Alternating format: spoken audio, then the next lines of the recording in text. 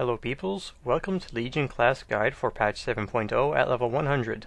Today I'm covering the Hunter class. Before I begin, I will start by saying that you should keep in mind that the class changes were made to suit a character who has obtained their artifact weapon and has reached Legion's max level of 110. So while this may not be the most accurate guide to follow at endgame, it can be a very good place to start. I'll only be going over each spec's basic abilities and how they work together. You can use this as a template upon which to build your talents. If there's enough interest, I can do a set of videos based solely on talents. First up is Beast Mastery Hunter. Hunters use focus as an ability resource that regenerates over time. Some abilities spend focus and some abilities generate focus. Hunters can also tame and call upon beasts to assist them in battle. All pets share the same specialization. This may not be intentional, but for now this is how it works. Be sure to check your pet's specialization before entering combat. Ferocity is the ideal specialization for dealing damage. Beast Mastery Hunters can tame a wider variety of beasts than Survival or Marksmanship Hunters. Some of these pets have rare and unique abilities and appearances, but still provide the same function as all other pets. Beast Mastery Hunters spend focus with Kill Command and Cobra Shot. Kill Command causes your pet to deal high damage to your target. It can be used if your pet is within 25 yards of the target. It does have a cooldown, so you'll use Cobra Shot while waiting to use it again. Cobra Shot is a basic attack that spends focus and deals damage. To increase focus regeneration, use Dire Beast. This summons a wild beast to attack your target for 8 seconds and generates 12 focus over its duration. The passive ability, Wild Call, gives your auto shot critical hits a chance to reset Dire Beast's cooldown.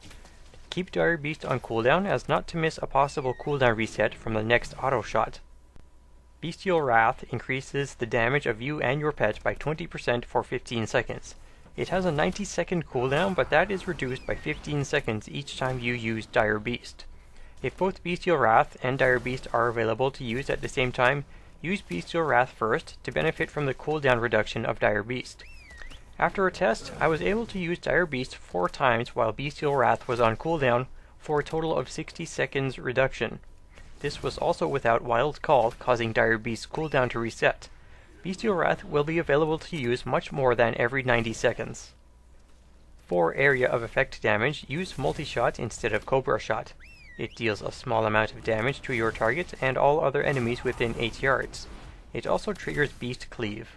While Beast Cleave is active, your pet's melee attacks also strike all other nearby enemies for the next 4 seconds. You should also continue to use Kill Command on a primary target. That's it for Beast Mastery. Now for Survival. Survival Hunters now attack using a melee weapon. Mongoose Bite is their primary ability. It has no cost, 3 charges, and grants the hunter Mongoose Fury for 12 seconds. This increases the damage of Mongoose Bite by 50% and stacks up to 6 times. However, the duration is not refreshed like most buffs. Using Mongoose Bite most effectively will require a lot of charges. Wait until all charges are ready before using it to increase its damage repeatedly with Mongoose Fury. With only 3 charges and a cooldown, getting up to 6 stacks before Mongoose Fury ends can be difficult. Your Mastery and Flanking Strike can help with this. Mastery, Hunting Companion, gives your pet's attacks a chance to grant a charge of Mongoose Bite. This chance is doubled when using Flanking Strike. Flanking Strike causes you and your pet to both damage an enemy. If the target is attacking you, your pet's attack from Flanking Strike will deal 50% more damage and 400% more threat. If the target is not attacking you, your attack will deal 50% more damage instead of your pet. Use it after spending your first Mongoose Bite charge and keep it on cooldown afterwards until Mongoose Fury ends.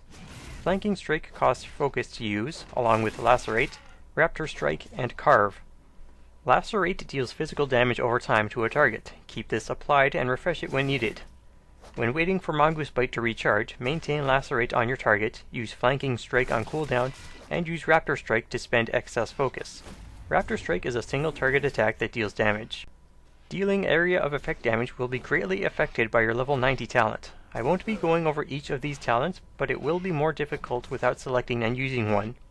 I'll be explaining how to deal area of effect damage assuming you've not chosen a talent yet.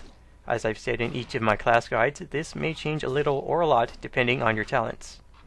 For multiple targets, maintain Lacerate on your main target, use Explosive Trap, and switch between targets as necessary when using Mongoose Bite and Flanking Strike.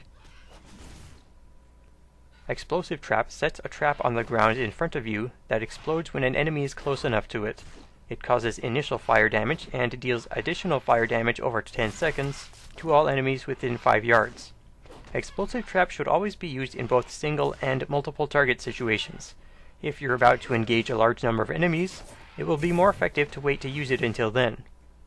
When Mongoose Bite is on cooldown, use Carve to spend focus instead of Raptor Strike. Carve causes you to damage all enemies in front of you for physical damage.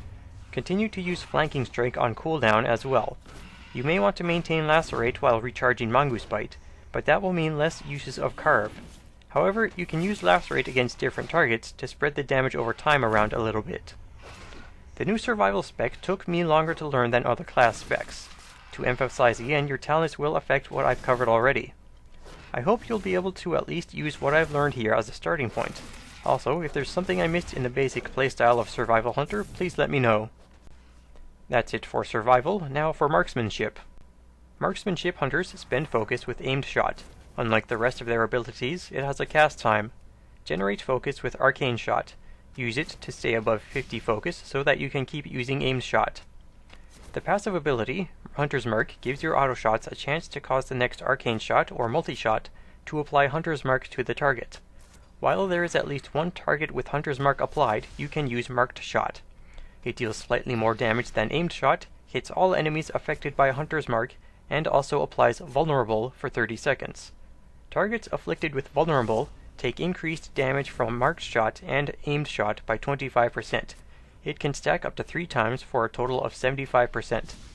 Marked Shot also spends focus, so you may need to use Arcane Shot or Multi-Shot afterwards. In area of effect situations, use Multi-Shot instead of Arcane Shot.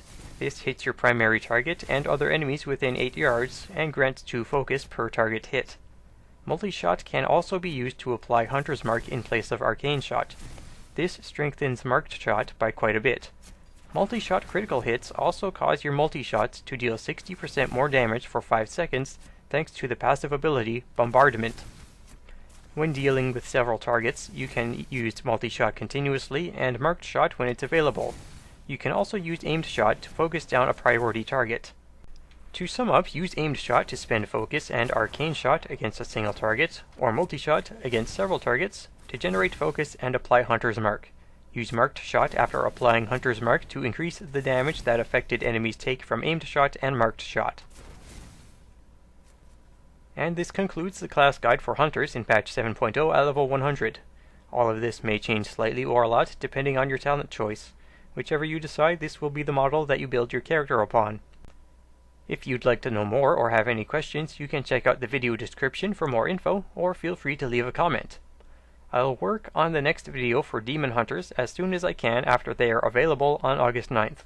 If you liked this video, leave a like, and if you want to see more class guide videos or anything else I do, feel free to subscribe.